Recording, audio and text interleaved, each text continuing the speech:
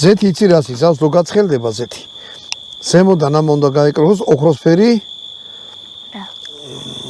კანი რა. აუ ამაში ნიორიც რო ურივი ესეთი სუნი გაუშვა რო? კი. აი ესეთი რაღაცა ანუ ახლა ხალხი ვიყურებ და ხალხი ვერ ძნობს სუნს თუ. ჰა? ხალხი ვერ ძნობს სამწუხაროდ. ჯო ხალხი ვერ აი ზეთია გაკეთებული ზეთი ის და ბანკაში ხუქილა. წიწაკა არის ზეთი, სვანური მარილი და ნიორი.